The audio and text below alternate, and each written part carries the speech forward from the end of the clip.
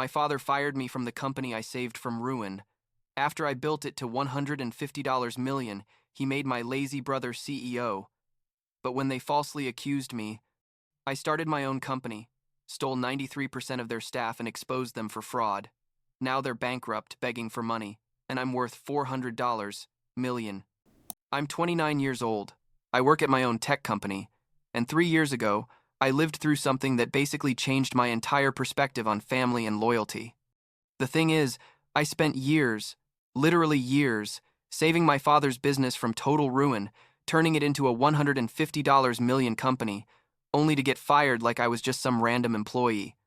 But I guess I should start from the beginning, because the full story is way more complicated than it sounds. I grew up in a pretty typical family, or so I thought. My father founded a tech solutions company when I was a kid, and it was always his baby, his big project. My older brother Dominic, who's 5 years older than me, was always the favorite. That was obvious from as far back as I can remember.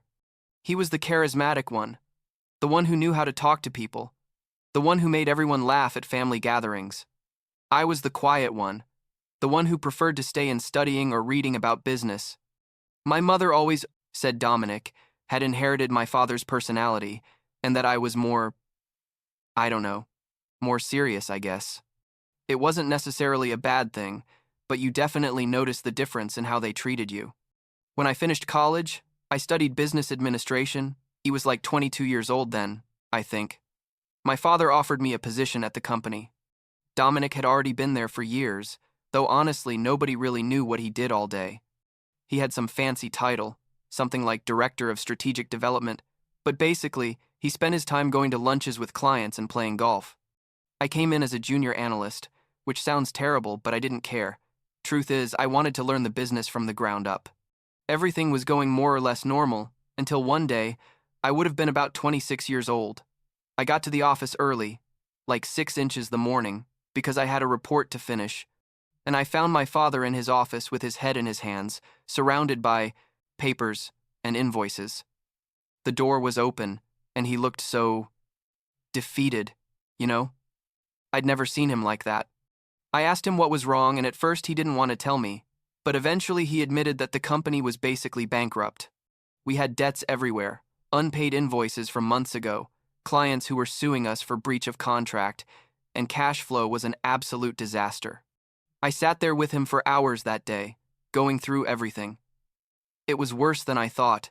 The company that was supposedly thriving was really about to collapse. I asked him where Dominic was, because he was the one supposedly managing client relationships and should know about this, and my father just said Dominic was on a business trip in Miami. A business trip, while the company was falling apart. I don't know if I did the right thing, but in that moment, I told my father to let me try to fix it, to give me complete operational control for 6 months to see if I could save something. And that's how it all started, basically. I spent the next few months working harder than ever in my life. I'm talking about 16-hour days, getting to the office at 5 inches the morning and leaving at 9 or 10 at night.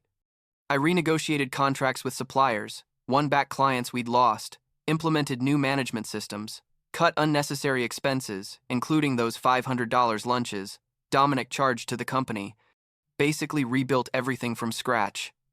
My father let me do whatever I wanted because he had no options. Honestly, Dominic was still there, supposedly helping, but most of the time he just complained that my changes were too drastic or that I was being too aggressive with clients. What happened next was almost miraculous, or at least that's how I saw it. In 6 months, the company wasn't in the red anymore. In a year, we were growing again. In 2 years, we doubled our revenue. And by the time I was like 29 years old, the company was worth $150 million. $150 million. Can you believe it? From being literally bankrupt to being one of the most successful companies in the sector. And yes, it was me who did that. I'm not being arrogant. It's simply the truth. I worked every single day for 3 years to build that. During all that time, my relationship with my family was weird. My father thanked me, sure, but in a strange way, like superficial. He was never the type to say, "I love you" or "I'm proud of you." It was more like a, well done or good job on the quarterly reports. Dominic became more distant, which made sense because I'd basically eclipsed him in everything. My mother was still my mother, neutral most of the time, though she always defended Dominic when I made any comment about his lack of real work. Fast forward to 3 years ago. My father called an important shareholder meeting.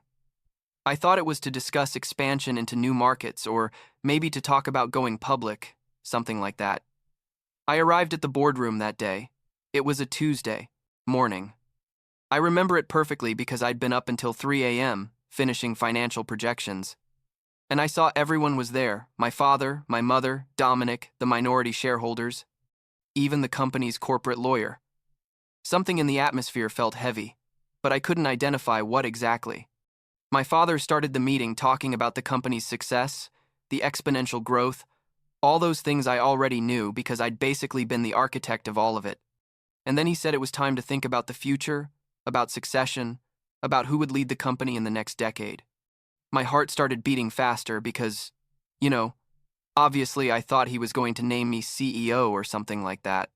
I'd spent 3 years saving and building this company, working harder than anyone, sacrificing my entire social life for this business. And then my father said, "That's why I've decided to name Dominic as the new CEO of the company." I swear, time stopped. I sat there, trying to process what I'd just heard. Dominic? My brother, who barely knew how to use Excel, who spent more time on golf courses than in the office, who hadn't contributed anything significant in years. My father kept talking, saying something about charismatic leadership and client relationships and long-term vision. But I wasn't really listening anymore. I felt like someone had punched me in the stomach. I tried to stay calm, honestly. I raised my hand and asked, as professionally as I could, what the reasoning behind this decision was. My father looked at me with this expression I'll never forget, like pity mixed with discomfort, and said that Dominic had more experience, that he'd been at the company longer, that people respected him more. More experience in what? I wanted to scream, in ordering martinis on the company tab. But I just said I understood, and stayed quiet for the rest of the meeting. What came next was even worse. Dominic took over as CEO the following week, and immediately started making changes. He hired his friends for important positions, people who had no clue how our sector worked. He started undoing some of the systems I'd implemented, saying they were too complicated. And worst of all, he started treating me like I was the problem.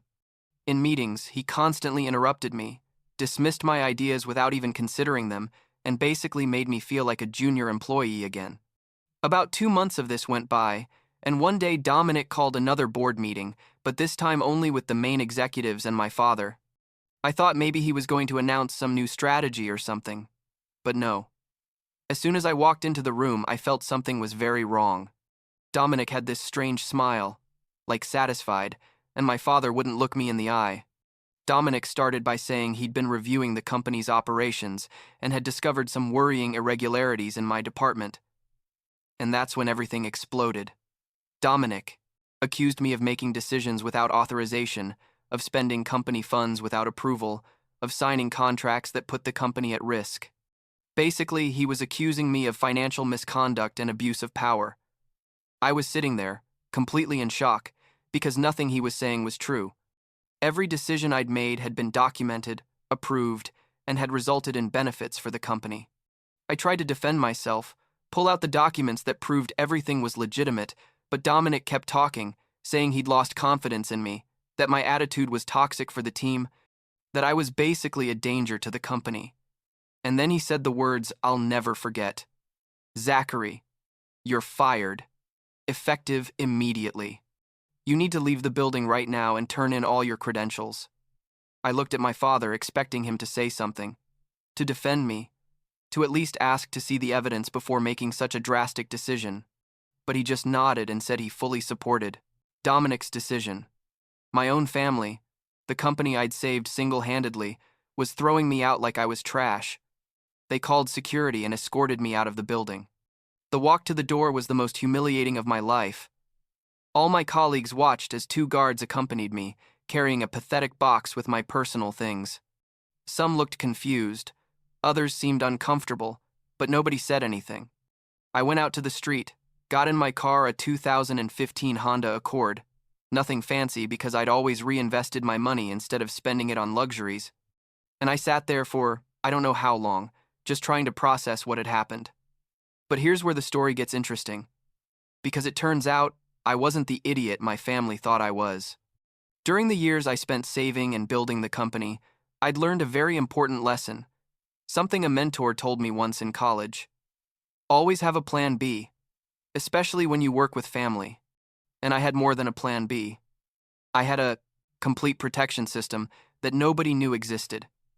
You see, years back, when I was restructuring the company, I'd created a subsidiary. This subsidiary, on paper, was just another entity within the business conglomerate, something to manage certain assets and contracts. But what nobody knew, not even my father, was that this subsidiary was technically independent, and I was the sole owner. And more importantly, all the company's valuable assets, all the important contracts, all the patents and intellectual property we'd developed, everything was registered under that subsidiary. My father's main company basically only had the name and physical infrastructure, but everything that generated real value was in my subsidiary. I'd structured it that way as protection, never thinking I'd actually have to use it, but always prepared just in case. And that just in case had just arrived. 2 days after they fired me, I activated my failsafe. I sent a legal notification to the company informing them that the subsidiary was cutting all contracts and licenses with the parent company.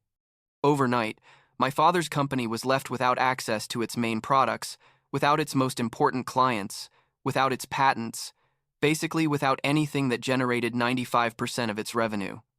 But that wasn't all. During those 3 years, I'd also meticulously documented every decision Dominic had made, every questionable expense, every time he'd lied in reports or manipulated numbers, and I'd set up automatic systems that, once activated, would send all that information to the right people, from the board of directors to minority shareholders to, yes, even federal authorities, if necessary. And I activated everything. Within 48 hours, Dominic's entire house of cards collapsed. Shareholders discovered he'd been inflating sales numbers, that he'd spent hundreds of thousands of dollars on personal expenses charged to the company, that he'd signed disastrous contracts with his friends that basically amounted to fraud.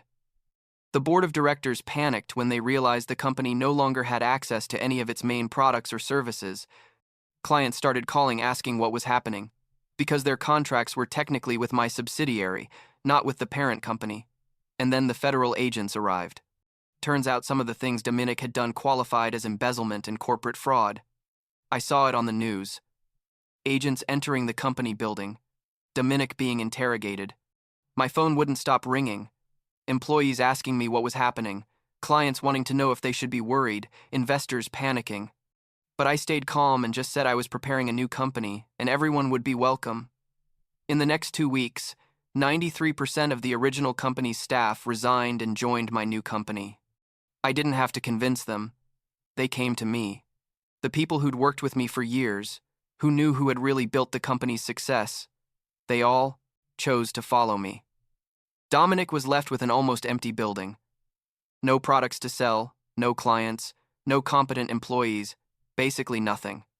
The day they formally charged Dominic with fraud was surreal. I saw him on the news being escorted out of the building by the same security guards who'd taken me out weeks earlier. The difference was, he was in handcuffs. I didn't feel satisfaction exactly, more like a kind of emptiness. This was my brother, as much of an idiot as he was, and seeing him like that was complicated. But I didn't feel pity either. Honestly, he'd chosen his path. The original company collapsed in less than a month. The stock price fell to almost zero. Creditors started seizing assets. Everything went to hell. My father tried calling me several times, but I didn't answer. I wasn't ready for that conversation yet. If I'd ever be ready. My mother sent me text messages trying to mediate, saying we needed to talk as a family. But I only responded with short things like, "Not now," or "I need time." Meanwhile, my new company was thriving. I officially launched 3 months after leaving my father's company, with 93% of their best talent, all the important contracts, and a reputation in the industry of being the real brains behind the previous success. Clients didn't hesitate for a second to make the transition. Within 6 months, we were bigger than my father's company had been at its peak, and we kept growing. Eventually, my parents came to my office. They didn't call ahead. They just showed up one day, which was awkward because I had to ask my assistant to let them through. They looked older, more tired. My father had lost weight, had dark circles under his eyes. My mother looked defeated in a way I'd never seen. They sat across from my desk, a huge desk in a corner office with a view of the city, very different from the cubicle where I worked at their company. And for a moment, nobody said anything. Finally, my father spoke. He said they'd come to ask for help, that they needed money because they'd lost everything, that Dominic was facing years in prison and hundreds of thousands in legal fees, that the family home was at risk of foreclosure. Basically, they wanted me to save them, just like I'd saved the company years ago. My mother added something about family, about how family supports each other in hard times, and I felt this wave of rage and pain mixed together that almost drowned me. I told them very clearly that I didn't owe them anything, that they'd fired me, humiliated me, betrayed me after I saved their company from ruin, that they'd chosen to believe Dominic instead of me, without even asking for proof, that they'd burned that bridge, not me.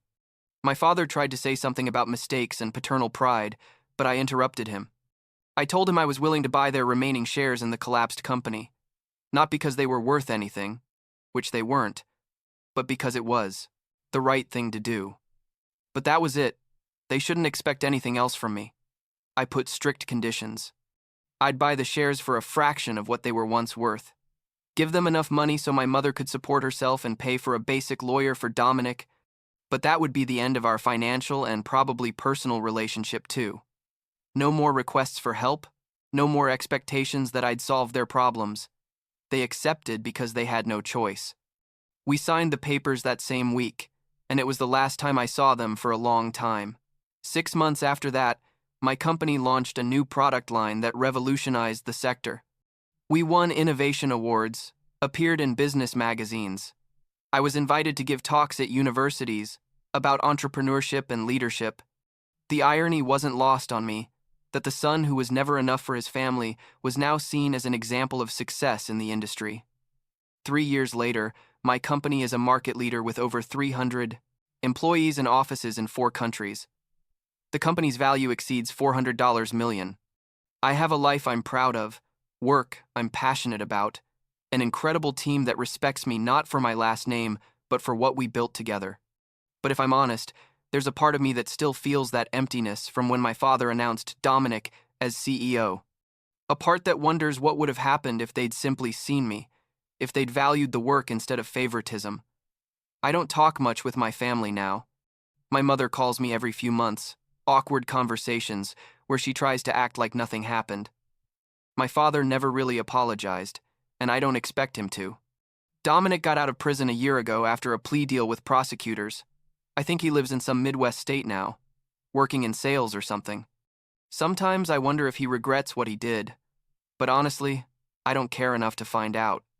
Last week, a journalist interviewed me for an article about successful young entrepreneurs.